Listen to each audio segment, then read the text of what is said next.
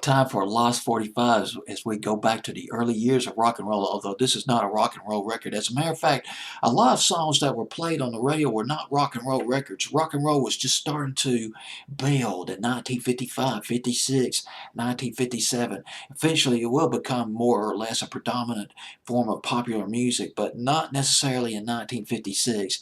As a matter of fact, the top 10 from that week in 1956, April 4th, 1956, it says it all. Let me bring it up for you at number 10, Perry Como, Jukebox Baby, number 10, and Why Do Fools Fall in Love by Frankie Lyman and the Teenagers off the G record label at number 9, I'll Be Home by Pat Boone at number 8 off the Dot record label, and let's see, Blue Suede Shoes at number 7 by Carl Perkins, and Heartbreak Hotel by Elvis from number 8 to number 6 off the RCA record label.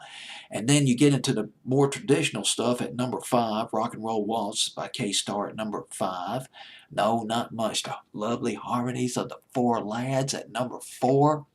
Off the Columbia record label, Hot Diggity by Perry Como at number 3. Lisbon Antigua by Nelson Riddle at number 2. And Poor People of Paris at number 1 by Les Baxter. And at number 78, we got the Dreamweavers. They had their run at the top 10 with It's Almost Tomorrow, but they're dropping from 54 to 78 on Billboard's Top 100 back in April 1954. The Dreamweavers, they had some transitioning among some of their members, particularly their female members. Among them was Mary Rood, and I think Mary Carr. Actually, I didn't write out her entire last name, but it was Mary somebody. But bottom line was the two constants in this band was Gene Atkinson and Wade Buff. They met in high school, sophomores at high school. Actually, they attended two different high schools. One of them went to high school in Coral Gables. But get this, they played in this huge band, Greater Miami Boys Drum and Bugle Corps, 100-piece band. They played together in that band, and I guess that's where they met. And well, they became friends. They wrote songs together. And when they graduated from high school, guess what they did? They went to college together. University of Florida in Gainesville. And they started performing. They performed at a talent show, freshman talent show, in front of 5,000 students, and they won. And that got them a gig at the campus radio station called WRUF. WRUF back in 1955. It was publicly owned, more or less publicly owned or state-owned, but it was a commercial radio station. 5,000 watts. Frequency, a low frequency of 850.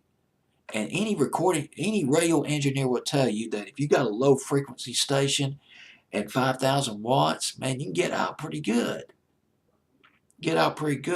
Those low frequency radio stations, they can get out, given enough decent wattage.